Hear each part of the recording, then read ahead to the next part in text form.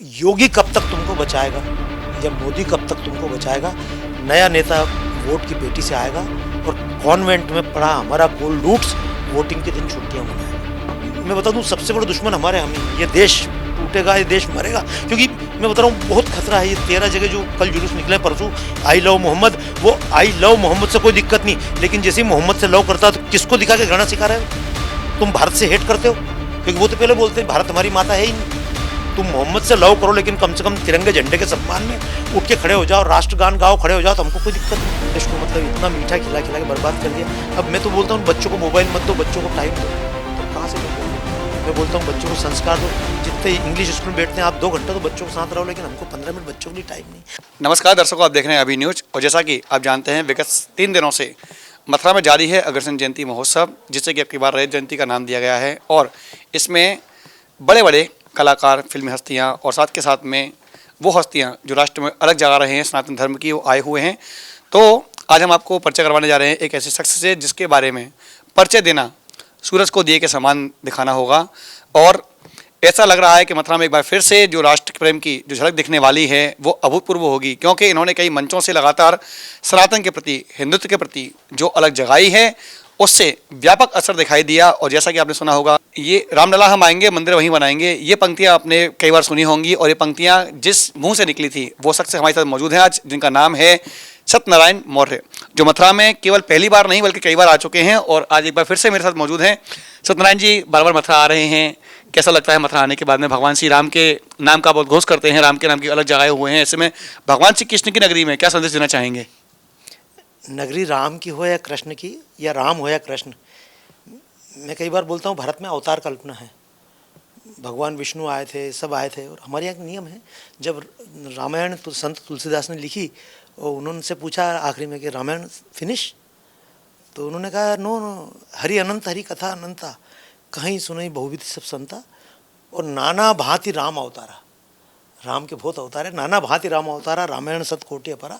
इसका मतलब ये है कि भूमि अयोध्या राम की भूमि, वो कृष्ण की भी है। और ये मथुरा तो उन्हीं राम ने तो मतलब कृष्ण बन के अवतार लिया। फिर उन्हीं राम को जरूरत पड़ी वही चाणक्य बन के पैदा हुए, उन्हीं राम की जरूरत है तो वही महाराजा अग्रसेन बन के पैदा हुए, उन्हीं राम की जरूरत पड़ी जब रावण कभी कंस बन के आए तो कृष्ण बन के आए, जब रावण कभी सिकंदर बन के आए तो वो राम चाणक्य बनकर आ गए, जब वो रावण कभी औरंगजेब बन के आया तो राम जी शिवाजी बन के आ गए। तो ये कुल मिला के राम एक कहानी नहीं है, ये तो इतिहास है और युगों को बदलने का ही प्रयास है। और भाव सेवा का मन में जब भी जगे, देश सेवा का मन में जब भी जगे, तो समझो कि राम कहीं आसपास है। तो राम वही राम है, वही कृष्ण है। जी अभी आपने कहा था कि राम सब कुछ इतिहास है और हमारी पुस्तकों से इतिहास को कहीं ना कहीं पर खत्म कर दिया गया। आपने देखा आज की पुस्तकों में महाराणा प्रताप का जिक्र नहीं आता, आज की पुस्तकों में शिवाजी का जिक्र नहीं आता है, आज की पुस्तकों में रानी लक्ष्मीबाई का जिक्र नहीं आता है, जबकि पोकीमोन, छोटा भीम आदि जो कैरेक्टर हैं वो घुसेड़ दिए गए हैं। क्या कहना चाहेंगे इस संबंध में? सच बात तो ये है कि ये जितना भी परिवर्तन आप दिखाई दे रहा है एक झटके का, ये पिछले 30 सालों का लगभग परिवर्तन है। 30 सालों पहले इस देश की संस्कृति को नष्ट करने का कई बार प्रयास हुआ, लेकिन कोई सफल नहीं हुआ।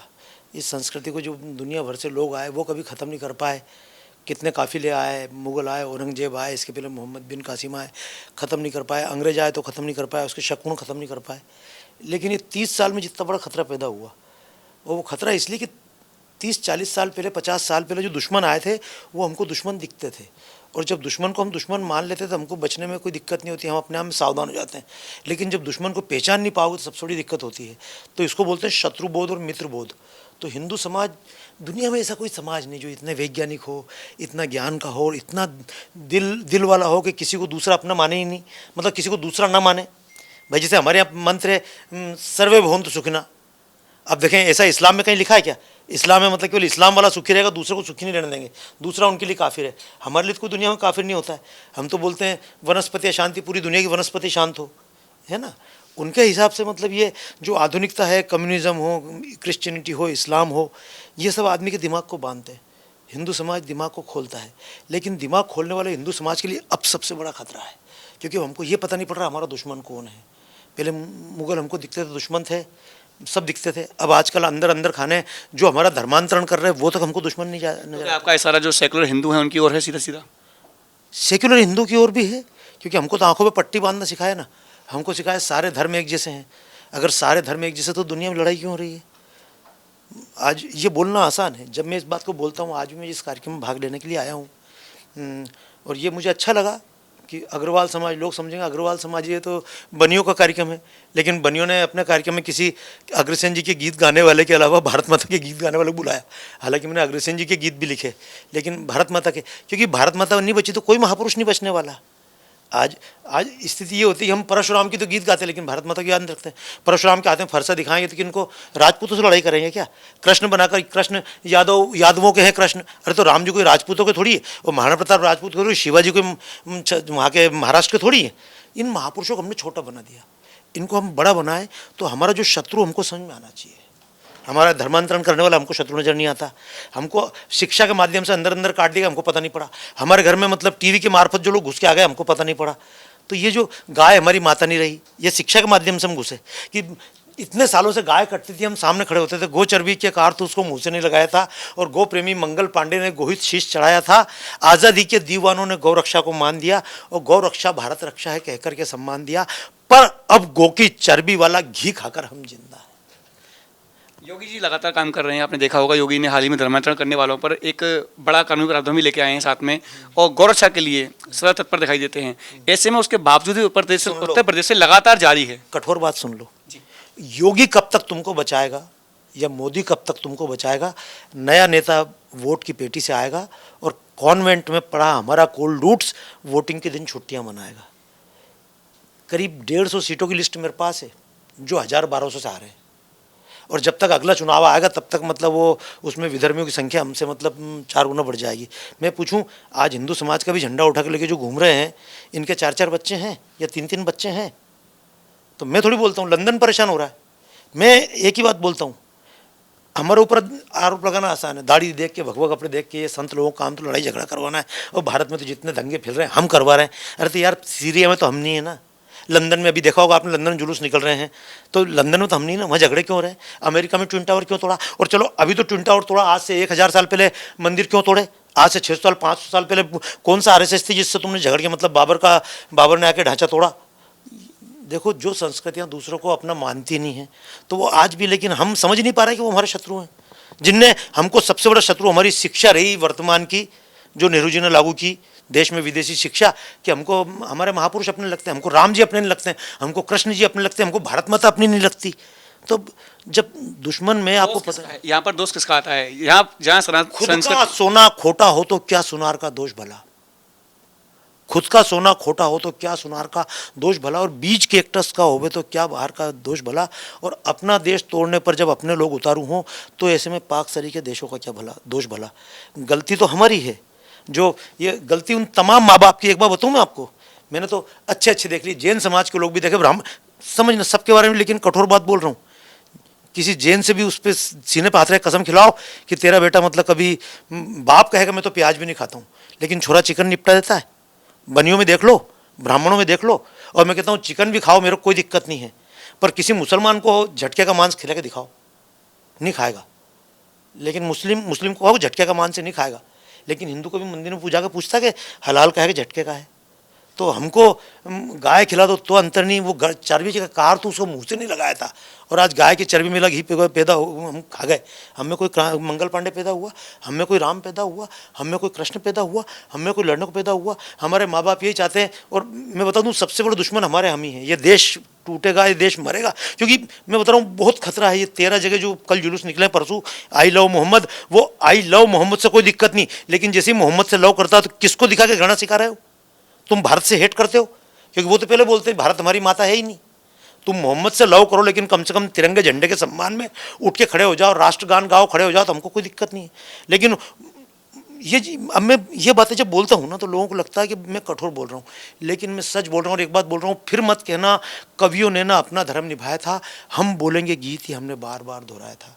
मैं किसी पंथ की तरफ से नहीं। आपने कि मैं कहता हूं तो लोगों को बुरा लगता है, कई बार टारगेट पर आ चुके हैं। कई बार लोग कहते हैं कि जब भी खड़े होते हैं तो कुछ ना कुछ विवादास्पद बयान दे करके जाते हैं। लोग कहते हैं कि इतना खराब बोलते हैं कि सामने वाले को इतना बुरा लग जाता है कि वो कहीं ना कहीं पर उसके प्रदर्शन तक करने के लिए लोग उतारू होते हैं। ऐसे में क्या कभी डर नहीं लगा कि कहीं जो ऐसी सोच के व्यक्ति हैं वो कहीं हानि पहुंचा सकते हैं? देखो, मैं मथुरा में खड़े को बोल रहा हूँ, कृष्ण की पूजा करना अलग बात है, है ना। जन्मभूमि पे 4 बार शीश झुकाना अलग बात है, बांके बिहारी प्रसाद चढ़ाना अलग बात है। मैं ना बांके बिहारी पे गया ना वहाँ गया, लेकिन मैं केवल एक बात जानता हूँ कि मैं किसके लिए काम कर रहा हूँ। मैं चाहता हूँ ये मंदिर हमेशा तक जिंदे रहें, है ना। तो इसके लिए कुछ लोगों को जीवन बलिदान करना पड़ेगा। तो मैं ये रास रचने वाले कृष्ण की आराधना नहीं करता हूँ, मैं उस कृष्ण की वंदना करता हूँ जिसने जेल में पैदा हुआ, परमात्मा से शिकायत नहीं की, जिसने जंगल गया, पैदा होने के बाद लड़ाई झगड़ा चालू, पैदा होने के बाद पूतना आ गई, ये आ गए, देश विरोधी लोग तुरंत आ गए, गौ हत्यारा लोग तुरंत आ गए, जीवन भर लड़ता रहा, और उसके बाद में प्रेम के नाम पे कृष्ण की रास कर रहे हैं। अरे यार 7 साल 8 साल की उम्र में कृष्ण निकल के मथुरा से, मतलब उधर से वृंदावन से मथुरा आ गए, 7 साल में कौन सा रास किया हुआ 10 साल के बच्चे ने, और उसके बाद कभी पलट के नहीं गए और जीवन भर लड़ते रहे। और अंत में आप सोचेंगे लावारिस के रूप में जंगल में उनकी लाश पाई गई। ये मैं कहूँगा तो लोगों का अटपटा लगेगा, लेकिन उनकी डेड बॉडी को बाद में वासुदेव जी और अर्जुन ने जाकर ढूंढा, और अंत में उनको अपने परिवार के लोगों को मारना पड़ा। तो कृष्ण वो था जिसने संघर्ष किया, दूसरों से भी अपनों से भी। उन्होंने प्रेम केवल राष्ट्र से किया। कृष्ण की केवल एक इच्छा थी कि मेरा राष्ट्र अमर रहे। इसके लिए जिस जिस से प्रेम करते थे, मैंने कृष्ण भगवान कृष्ण पे मैंने प्रदर्शनी बनाई, जिससे कृष्ण प्रेम करते थे उन सबको उन्होंने दाव पे लगा दिया। वो ऐसा था जिसने अपना वाला किसी को नहीं छोड़ा। आज लोग अपने वाले के लिए दुनिया को दाव पे लगाते हैं, कृष्ण ने राष्ट्र के लिए अपने को, जिसको सबसे ज़्यादा प्रेम करते थे अभिमन्यु, जानते थे जाके मरेगा, अभिमन्यु को दाव पे लगाया। उन्होंने किसी को नहीं छोड़ा, खुद को भी नहीं छोड़ा। तो मैं उस कृष्ण की वंदना करता हूँ। और मैं एक बात कहता हूँ, जब वो कृष्ण गए, मेरी माताजी शांत हुई, पिछली बार प्रोग्राम में एंट्री करने वाला था, सूचना मिल गई माताजी चली गई। उसके बावजूद मैंने प्रोग्राम किया, क्योंकि मैं उस समय कृष्ण पर प्रदर्शनी बना रहा था। तो मैं कहता हूँ कृष्ण के गीत गाना बात अलग है और कृष्ण बनना बात अलग है। तो मैं अगर 2% कृष्ण बन पाया ना, 1%, तो मैं सोचूंगा मेरा जीवन सफल हो गया। तो मरने से क्या डरना यार, कोई कैसे मारेगा, मेरी आत्मा कोई मार नहीं सकता और शरीर पहले से मरा हुआ है। आप मथुरा की भूमि में आए, क्या संदेश देना चाहेंगे सब लोगों के लिए, जो एक मैसेज आप मंच के माध्यम से देते हैं? मैं एक बात बताना चाहूंगा कि जैसे कि अयोध्या के लिए हमने बहुत संघर्ष किया जी।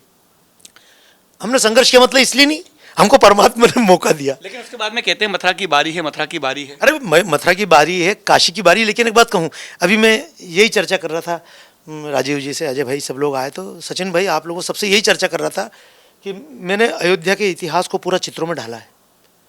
फिर उस अयोध्या के पूरे इतिहास को अवधपुरी की सुनो कहानी के मैंने चित्रों में डाला, क्योंकि अयोध्या में ऐसे ऐसे प्रकरण हुए कि भाई इतने सालों में इतिहास हो, 76 बार युद्ध हुए, तो उनका रिकॉर्ड है। अयोध्या में मंदिर में राम जी की स्थापना हुई तब का रिकॉर्ड है। लेकिन मथुरा का इतिहास उतना लोगों को पता नहीं है। मैंने कुछ लोगों को बोला भी है कि यहाँ का इतिहास निकालो ताकि भविष्य में लोगों को बताएं सही मथुरा भी इतना महत्वपूर्ण चीज़ है। फिर काशी के इतिहास को मैं निकला रहा हूँ। तो देखो, ये दुनिया में चिंता की कोई बात नहीं। अगर हमारे अंदर देश जिंदा रहा तो हमें अपनी जन्मभूमि वापस ले लेंगे, और अगर देश नहीं रहा तो सत्यनारायण जी, आगामी 2 अक्टूबर को दशहरा है और सोशल मीडिया पर लगातार ट्रेंड चल रहा है कि एक को श्री राम ने मारा था और एक को आप समझ गए होंगे मेरी भावनाओं को, राम ने मारा था। मैं एक बात सीधा बताऊं आपको, जो कहते हैं राष्ट्रपिता राष्ट्रपिता, तो मैं तो भैया पहले भी स्पष्ट बोलता हूँ, महात्मा गांधी के पैदा होने से पहले भी भारत था। महात्मा गांधी जिन राम का नाम गाते थे उनके पैदा होने से पहले भारत था। यानी राम भी देश के पुत्र हैं, जननी जन्मभूमिश्च स्वर्गादपि गरिषि। तो जब राम जी भारत माता के पुत्र, तो गांधी जी बाप कैसे बन गए? किसने बाप बनाया? कौन सी संवैधानिक पोस्ट है? मेरे ऊपर भी केस लगा था। मैंने कहा महात्मा गांधी राष्ट्रपिता हो सकता है, लेकिन पाकिस्तान के हैं, क्योंकि महात्मा गांधी ने पाकिस्तान बनाया, भारत थोड़ी बनाया है। अब ये बात मैं तब से बोल रहा हूँ, अब तो मेरे खुशी कि अब कई लोग बोल रहे हैं अच्छा कोई संवैधानिक पोस्ट है नहीं। पर जब आज राष्ट्रीय ध्वज का सम्मान नहीं, राष्ट्रीय गान का सम्मान नहीं, तो फिर इनकी भी जिम्मेदारी महात्मा गांधी की है। इस देश में अगर मान लो, मैं तो खुल के बोलता हूँ, इस देश में अगर बंगाल में हिंदू मर रहे हैं और भारत में भी दंगे हो रहे हैं, भारत में राष्ट्रीय गीत का सम्मान नहीं, राष्ट्रीय तीर्थ का सम्मान नहीं, इसकी सबसे बड़ी जिम्मेदारी महात्मा गांधी की है। और वो इसलिए कि पहली बात तो देश का विभाजन में अपनी लाश पर नहीं होने दो, चलो देश का विभाजन हो गया। उसके बाद जब देश का विभाजन हो, सारे मुसलमानों को पाकिस्तान जाना था, सारे वहाँ के हिंदुओं को यहाँ आना था। ये मैं नहीं बोलता हूँ, अम्बेडकर जी ने बोला था, सभी ने बोला था। टांग किसने अड़ाई? तो महात्मा गांधी ने अपनी औलाद बोल के जिनको रोका, आज ये समस्या उनके कारण हो रही। पाकिस्तान में हिंदू इसलिए मर रहे हैं कि बेचारे हिंदुओं को वहाँ से आने नहीं दिया गया, और यहाँ के मुसलमान दंगा इसलिए कर रहे हैं कि इनको वहाँ जाने नहीं दिया गया। तो देश आगे ना पीछे कभी ना कभी हिसाब मांगेगा।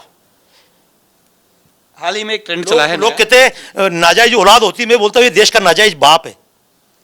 अभी हाल ही में एक सोशल मीडिया पर एक वीडियो वायरल हुआ था, अन्नू कपूर खुद कह रहे थे कि मैं नहीं मानता इस बात को। मैं जब बोल रहा हूँ तब से बोल रहा हूँ, मैं तो मैंने इस बात को तब से बोला है कि आदि सनातन आर्य बाहर से आए, इनने झूठा राग चलाया और अंग्रेजों का लिखा हुआ विकृत इतिहास पढ़ाया। आदि सनातन देश को इनने एक सराय है माना और आक्रांता और मूल निवासी में ना फर्क पहचाना। उनके लिए तो ये ईश्वर अल्लाह एक ही बात है।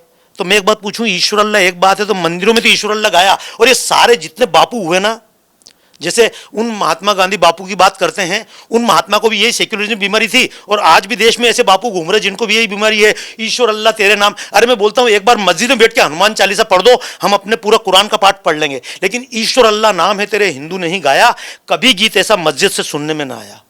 ये तो फिल्म बनी बंगाल फाइल्स, तो उसने सारे प्रमाण निकाल के दिए। मैं वहीं पर आ रहा था आपसे पूछने के लिए। पहले कभी एक दौर था जब इस प्रकार की फिल्में नहीं बन पाती थी या फिल्में आती थी तो दंगे हो जाया करते थे, लेकिन आज एक ऐसा वक्त आ चुका है कि लगातार फिल्मों का प्रदर्शन हो रहा है और फिल्में अच्छा प्रदर्शन भी कर रही हैं, लोग उसको लेकर के जागरूक हुए हैं। क्या कहना चाहेंगे? बंगाल फाइल्स में एक खुली किताब की तरह सब कुछ ओपन हो चुका है। न्यूज़ से आप आए हैं ना, तो अभी की जो न्यूज़ है, अभी का ज़माना है, उसमें अंतर आ गया। अंतर यह आया कि पहले कुछ गिनती के मीडिया चैनल होते थे, कुछ गिनती के अखबार होते थे, पूरा देश उनके हाथ में था, वो जो बताएंगे वही सही है, तो गवर्नमेंट कोई बात छुपा सकती थी। आजकल जो छोटे छोटे चैनल, और आजकल तो हर आदमी संपादक है। भाई मैं खुद संपादक हूँ, जिसके पास भी फेसबुक है, यूट्यूब है, व्हाट्सएप है, वो संपादक है, उसको कौन रुकेगा। बड़े बड़े अखबारों के इतने एडिशन नहीं होते जितने छोटे छोटे एक मोबाइल पे आप भेज के 10-50 लाख तक अपनी चीज़ पहुँचा सकते हो। तो अब ये चीज़ छुपने की नहीं ना। वीर सावरकर ने क्या क्या देश के लिए किया, तब इनने दबाया, अब तो नहीं दबा सकते हो। महात्मा गांधी ने क्या क्या घोटाले किए, अब ओपन हो रहे हैं। नेहरू जी ने कहाँ कहाँ मतलब अपना मुंह काला किया, वो सब अब ओपन हो रहे हैं। ये सब चिट्ठियाँ ओपन हो रही। मैं थोड़ी बोलता हूँ भाई चिट्ठियाँ, ये जो प्रधानमंत्री जो म्यूजियम बना है, यहाँ से पूरा 24 बक्से सोनिया गांधी लेके गई है और वो वापस भी नहीं कर रही है, क्योंकि पूरे काले कारनामे हैं। अब कब तक छुपाओगे भाई? चलो यहाँ है, तुम नहीं छुपा, अब विदेश में तो वो तो फोटो भेज देगा ना। तो आज की स्थिति में मैं भी कुछ करूंगा तो मेरे भी अच्छे बुरे दोनों सामने आएंगे। एक आखिरी सवाल, महागठबंधन को लेकर क्या कहना चाहेंगे? अरे प्रभु जी, ये सब आते जाते रहेंगे, भाजपा भी आएगी, कांग्रेस भी आएगी, सब आएंगे जाएंगे, इसमें नहीं बोलता हूँ। मैं एक बात बोलता हूँ, अपना जूता मजबूत है तो दुनिया झुकेगी, और नहीं तो जूते खाने को तैयार रहो। आज मैं एक बात बोलता हूँ कि गिनती के 15% मुसलमान हैं, पर 15% के लिए मायावती भी चरणों में है, सोनिया गांधी चरणों में है, ममता चरणों में है, समता चरणों में, सब चरणों में। 85% हिंदू समाज के लिए कोई बोलने वाला नहीं है। तो उसका एकमात्र कारण है 85% हिंदू समाज जब मंदिर में भी जाता है ना, तो वीआईपी बन के जाता है। 25% समाज आगे रहता है। इस 25% में राम भी सबके नहीं, भगवान भी सबके नहीं। मेरा जो दर्द होता है ना, मैं मंचों बोलता हूँ, वो मेरा दर्द ही है। ये मेरी बातों से जितना दूसरे लोग खपा होते हैं, उससे ज़्यादा अपने लोग खपा होते हैं, क्योंकि मैं मतलब अपनी बुराइयों के बारे में ज़्यादा बोलता हूँ। तो मैं एक बात बोलता हूँ, जिस दिन हिंदू समाज मजबूत हो जाएगा तो बीजेपी थोड़ी, ये कांग्रेस भी चरणों में पड़ेगी, और नहीं तो बीजेपी भी अपने से दूर हो जाएगी। आज मोदी जी भी खुल के क्यों नहीं बोल पा रहे हैं गोरक्षा के लिए? बोल पा रहे हैं क्या भाई? खुल के तो नहीं बोल पा रहे हैं। क्यों नहीं बोल पा रहे हैं? कि उनकी मजबूरी है। ये हिंदू समाज इतना है क्या कि इतना इतना मतलब नाशुक्रा समाज है कि योगी जी ने कितना नहीं किया, नहीं तो क्या दशा होती हिंदुओं की। लेकिन उसके बाद भी क्या हुआ, उसके बाद कितनी सीटें आई यूपी से। तो मैं एक बार बताता हूँ, जब तक ये समाज मजबूत नहीं होगा, नहीं तो मरेगा। तो मैं तो उसकी भी चिंता नहीं करता। करने के लिए क्या कुछ किया जाए? आपके जो मोटिवेशनल स्पीच आती है उसके अनुसार मजबूत करने के लिए क्या कुछ किया जाए? किस प्रकार से लोगों को बताया जाए? मजबूत करने के लिए जो मैं हमेशा बोलता हूँ कि अभी तक हम स्वर्ग पाने के लिए काम करते आए, अब अपने धर्म को स्वर्ग बनाने के लिए काम करें। मजबूत बनने का तरीका है कि भले ही राम के मंदिर में जाएं या ना जाएं, लेकिन राम जिन जिन से प्रेम करते थे उनसे हम भी प्रेम करें। राम ने वनवासियों से प्रेम किया, हम वनवासियों से अपना प्रेम करना भूल गए। राम ने इस देश को उत्तर भारत दक्षिण भारत से प्रेम किया, हम वो चीज़ भूल गए। ये मेरी जो पुस्तक राम वाली, उसमें यही चीज़ें हैं कि हमने राम को कभी राष्ट्रदेव नहीं माना, हमने उनको एक मंदिर का देवता बना कर रख दिया। ये सब जितने महापुरुष हैं, इन सब महापुरुषों को जीवन पर दृष्टि डालें। ये छोड़ दें अभी कुछ दिनों के जो महापुरुष थे, जो बोलते थे अभी देश बना, ये देश अभी नहीं बना है। ये सुन लें, जो बोलते कि नेहरू जी ने देश बनाया, काफिले ने देश बनाया, महात्मा गांधी ने। महात्मा गांधी आप पैदा हुए हैं, महात्मा गांधी खानदान में भी पैदा नहीं हुई थी। उसके पहले से जब कश्मीर का व्यक्ति मतलब यहाँ से जल लेता है गंगा का, रामेश्वर पे चढ़ाता है, और आज भी कभी रामेश्वर पे पूजा करने जाएं, केदारनाथ पे रामेश्वर पे, तो वहाँ पुजारी नंबूदरी पात जाति का होता है, केरला का। तो ये देश तब से एक है। ये देश तब से एक है जब से इस देश में 12 ज्योतिर्लिंग है। ये देश तब से एक है जब से इस देश में 52 शक्तिपीठ है। ये देश तब से एक है जब से मतलब ये सारे जो उत्तर भारत में मंत्र होता है वही दक्षिण भारत में होता है। ये आज भाषा के नाम पर झगड़े चल रहे हैं, लेकिन एक बात देख लेना, वही मंत्र बद्रीनाथ पे गाया जाएगा, केदारनाथ पे गाया जाएगा, वही मंत्र रामेश्वर में चलेगा। तो इस देश को धर्म जोड़ सकता है। जिस धर्म को हमने अफीम के पीछे हटा दिया, तो मैंने यही कहा कि अपना दुश्मन कौन है उसको भी समझें। हमारी पढ़ाई, स्कूल वाले अगर पढ़ाई नहीं सिखाते तो हम सिखाएं। अगर मान लो जन्माष्टमी का दिन हो और अगर जरूरत पड़े कि बच्चे की परीक्षा हो और बाद में पता पड़े जन्माष्टमी का पर्व मन रहा है, तो हम क्या करेंगे? हमको लगता है, मैं सीधा बताऊँ आपको, बहुत अंतिम बात करके छोड़ूं क्योंकि बातें लंबी होती हैं। हमको लगता है कि बिना अंग्रेजी के हमारा उद्धार नहीं है। बाप हिंदी पढ़ पढ़ के हिसाब लगा लगा के मर गया, पर उनको लगता है मेरे बेटे को अंग्रेजी पढ़ाए नहीं पढ़ाए तो काम नहीं चलेगा। आज भी गांव का बनिया होगा ना, कागज़ पेन लेके हिसाब लगा के ऐसे कागज़ पे हिसाब लगा देगा, और उसका छोरा जो कॉन्वेंट में पढ़ रहा है उसको अगर मान लो बोलोगे नहीं 6 चुकू तो बोलेगा वेयर इज़ माई कैलकुलेटर। मैं खुद बता रहा हूँ, मैंने अंग्रेजी नहीं सीखी, लेकिन 67 बार अमेरिका होकर आया हूँ, वेस्ट इंडीज़ गया हूँ, कई सारे देशों में गए जहाँ हिंदी नहीं। और मैं एक बात बोलता हूँ, जब सोनिया गांधी को हिंदी नहीं आती है, उसका काम चल रहा है, तो हमारा काम क्यों नहीं चलेगा? हम अपना विज्ञान लेके जाएंगे, दुनिया को गरज है वो हमारा विज्ञान देखेगी। क्योंकि ऐसा दुनिया में धर्म नहीं है, ऐसा दुनिया में कोई परंपराएं नहीं जितनी हमारे पास। हमारी एक एक परंपरा में विज्ञान है। ये आज अपन चर्चा करेंगे, हम तिलक क्यों लगाते हैं, हम ये क्या करते हैं, हम चोटी क्यों रखते हैं, हम एक एक पूजा करते हैं, वो हमारा विज्ञान। हमारे देवताओं के पीछे विज्ञान है, उनके कलर के पीछे विज्ञान है, वो कैसे कपड़े पहनते हैं उसके पीछे विज्ञान है, रत्नों का विज्ञान है, हमारे वृक्षों का विज्ञान है, हम कौन सा जानवर है वो किस ग्रह से जुड़ा हुआ वो हमारे यहाँ विज्ञान है। अब धीरे धीरे जैसे जैसे साइंस बढ़ रहा है हमको डर नहीं रहेगा। जैसे जैसे साइंस आगे बढ़ेगा क्रिश्चियनिटी की 12 बजेगी। जैसे हाल ही में एआई आया है, एआई के आने से काफी बदलाव हो चुका है। एआई ने खुद ने बोला, एआई से पूछा तुम्हें कौन सा धर्म है, वो तो मशीन है, तो मशीन बोले कि सबसे अच्छा धर्म मेरे हिसाब से हिंदू धर्म है। अब मशीन को आप क्या करोगे? अब जब गैलीलियो पैदा हुआ उस समय लिखा था पृथ्वी चपटी है, मतलब बाइबिल में, उसको उठक बेचारे को जेल में डाल दिया। उसने कहा कि नहीं दूसरे भी ग्रह हैं नक्षत्र, उनको जेल में डाल दिया। अब बाद में मालूम पड़ा कि पृथ्वी तो गोल ही है। तो मैंने परसों ही इंस्टाग्राम पे डाला था, मैंने कि तुम कब तक चपटी रखोगे, वो तो गोल होगी, और जब गोल होगी तो तुम्हारा डब्बा भी गोल होगा। जो अग्रवाल सभा के द्वारा ये आयोजन किया जा रहा है, इसके बारे में क्या कहना चाहेंगे? मैं तो बहुत पहले अग्रवाल समाज से जुड़ा, और विशेष रूप से एक बात कहना चाहूँगा, अग्रवाल समाज से अन्य कम्युनिटी को प्रेरणा लेनी चाहिए। मैं किसी के बारे में बोलता नहीं हूँ, लेकिन बहुत सारी कम्युनिटी ऐसी है, बहुत सारे पंथ ऐसे हैं जो केवल अपने पंथ के लिए काम करते हैं। यानी जैसे आप एक उदाहरण बता रहा हूँ, मान लो जैन समाज की धर्मशाला, तो उसमें अधिकांश 90% जैन लोगों के लिए है, बौद्धों की तो बौद्धों के लिए है ना, राजपूत धर्मशाला। तो बाकी जो अग्रवाल समाज भी है, इनके आप कहीं भी मंदिर पे चले जाओ, तीर्थ पे चले जाओ, सब जगह धर्मशाला मिलेगी, और वो किसी एक के लिए नहीं है, वो सबके लिए है। लेकिन अग्रवाल समाज की सबसे बड़ी गलती रही, मैं फिर आऊँगा यहाँ पे, तो एक बार अपने नववर्ष मेले में भी आया था, हमारे पूरे मित्र मंडली नववर्ष वाली बैठी हुई है, संघ के लोग हैं। हमने कभी अपनी अच्छाई को जोर से नहीं कहा। जैसे मैं आपको एक बार बताऊँ, मैं अभी भी पूरे देश में बनियों को खुद को संकोच होता है, ऐसी स्थिति पैदा कर दी अग्रवालों को लगता है हम कहाँ अग्रवाल बन के पैदा हो गए। ये अपने बच्चों से पूछो, बुजुर्ग की बात नहीं कर रहा हूँ, उनको भी अरे बनिए ने तो खून चूसा, क्योंकि आज तक फिल्म में पोंगा पंडित दिखाया गया, बनिए के नाम पे टोपी लगा के ऐसा व्यक्ति दिखाया गया जो खून चूस रहा है। भले राज कपूर की फिल्म देखो, है ना, राजपूत को तो अय्याश दिखाया गया, तो हमको बनिए की इज्जत। मैं एक बात पूछता हूँ, जब मैं आसाम और सब जगह गया था तो लोगों ने कहा था कि बनियों ने हमको लूट लिया। मैंने कि बंदूक रख के लूटा क्या? मैंने कि कोलगेट कंपनी ने कई गुना ज़्यादा कमाया एक मारवाड़ी से, लेकिन पूरे देश में कोलगेट कंपनी ने एक धर्मशाला बनाई क्या?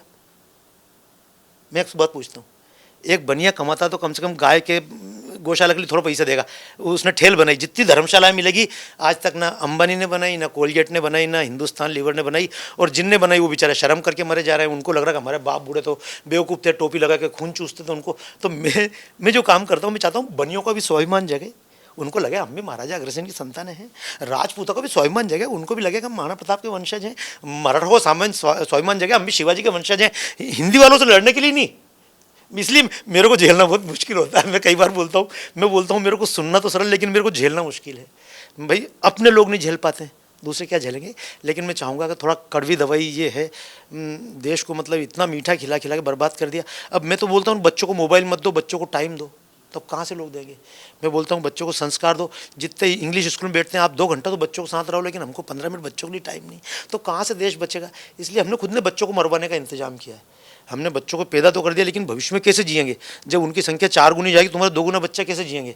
आज किसी मुस्लिम मोहल्ले में कोई दुकान लेके मकान लेके रह के बताए। मैं तो जितने लोग ये नेता लोग बोलते हैं ना कि लव जिहाद, मैंने तुम अपनी बच्चों को लेकर रहो ना, उसके लिए कोई तैयार नहीं है। तो मैं भी आप सबसे बोल रहा हूँ, मैं सबसे बोल रहा हूँ अग्रसेन जी के वंशज बनो, महावीर स्वामी के वंशज बनो। मैं किसी पंथ के बारे में बोल रहा हूँ, लेकिन अपने अपने पंथ से निकल के बाहर निकल के सोचो कि भाई ये सभी के लिए है। जैसे भंडारा करें तो हमारा भंडारा सभी के लिए है, हमारे मंदिर सभी के लिए हों। तो सर्वधर्म समभाव को लेकर के साथ में काम। सर्व धर्म तो एक ही है, सर्वधर्म, कोई धर्म अलग अलग नहीं है। ये हमारी गलती होती है कि हम धर्म, हिंदू धर्म, मुस्लिम धर्म, वो बेवकूफ़ हैं जो ऐसा मानते हैं। धर्म तो केवल ये पति का धर्म, पुत्र का धर्म, व्यापारी का धर्म, कर्मचारी का धर्म, इसको बोलते हैं धार्यति इति धर्म। बाकी हिंदू एक जीवन पद्धति है, इस्लाम मज़हब है, क्रिश्चियनिटी एक रिलीजन है। तो इन शब्दों में अंतर समझ में आ गया, तो अगली बार कभी आऊँगा तब इन पर चर्चा करेंगे। मैं तो चाहूँगा मैं अगली बार आऊँ तो कोई, जब देखो मेरा सीधा है, जब मेरे मित्र बुलाते हैं और मुझे लगता है कि इस कार्यक्रम से फ़ायदा है तो मैं देशभक्त बन के पहुँच जाता हूँ। और जहाँ लगता है कि इनको कलाकार चाहिए तो फिर भैया मैं कलाकार बन के पहुँचता हूँ। क्योंकि बहुत महंगी चीज़ होती है, आप जानते हो 150 रुपये में शर्ट बनती है, सड़क किनारे लेके बैठ जाएगा तो लोग उसके 150 क्या उसके 120 भी नहीं देंगे। और वही किसी शोरूम पे टांग दी जाए तो उसके नीचे लिख दो 1499 रुपये मात्र, तो वहाँ आदमी 1 रुपये कम नहीं करता है। हमको लगता है बड़ा कौन है जिसका नाम बड़ा है, हमको लगता है बड़ा कौन जिसका पेमेंट बड़ा है, हमको लगता है बड़ा कौन तो जिसके पास हम जाना पाएँ वो बड़ा। भाई इतने सारे संत हैं। अब मान लो आपको एक बात है, कोई संत ऐसा मिल जाए जो सड़क किनारे बैठा हुआ है तो कोई उसके पास जा रहा है क्या? लेकिन आज जैसे प्रेमानंद जी, उनके पास जाओ धक्के मार के भगा देंगे, आप उनके पास नहीं जा पाओगे। तो बड़े संत हैं, है ना, जिनका टीवी मीडिया बड़ा है वो बड़े संत हैं। अच्छा, और हजारों संत गली कूचे में काम कर रहे हैं, देश के लिए कर रहे हैं, जो कर रहे हैं वनवास क्षेत्र में, उनको कौन संत मान रहा है? हमको एक बात याद रखना चाहिए, ये छोटी मोटी चीज़ों से हटके हम ऊपर उठें। अपनी बच्चियों को बचाने की जो बात करे वो संत हैं, जो गाय को बचाने के लिए आगे निकल के आए वो संत है, जो देश को बचाने के लिए लड़ के आए वो संत है। क्या अगर ये ऐसे हम देश बचा रहा तो कई मंदिर बच जाएंगे। क्या अगर देश नहीं बचा तो मंदिर नहीं बचना। पाकिस्तान में बहुत लोगों ने धर्मशालाएं बनाई, मंदिर बनाए। मैं तो पूरा खुल के बोलता हूँ, मंदिर बनाने वालों अगर अपने बच्चों को संस्कारित ना कर पाओ, इस देश में हिंदू धर्म को जिंदा ना रख पाओ तो अपने जीते जी मंदिर तोड़ के चले जाना। नहीं तो जैसे कश्मीर में बैठ के मंदिरों में हमारी माता बहनों से बलात्कार हुए, हम द्रौपदी की इज्जत बचाने वाले कृष्ण का मंदिर बनाएंगे और उन मंदिरों में बैठ के हमारी माता बहनों से भविष्य में बलात्कार होगा। तो अगर चाहते हो कि इस भविष्य के पाप से बचो तो या तो मंदिर मत बनाओ, तुम अपने खा के मर जाओ, बच्चों को अपनी ज़िंदगी जीने दो। पर अगर आप ना चाहते हैं कि हमारे भविष्य में मंदिरों में बलात्कार हो, हमारे मंदिरों में कल को गाय कटे, तो मंदिरों में जाने वाले लोग जिंदा रखो। मंदिर में जाने वाले जिंदा रहे फिर मंदिर बन जाएंगे। और अगर हमने मंदिर बना ली और जाने वाले ना बच पाए, संस्कार ना बच पाए तो मंदिर टूटेंगे। इसलिए बस मंदिर में जाने वाले बचे रहे, उन लोगों को जगाने के लिए मैं काम कर रहा हूँ।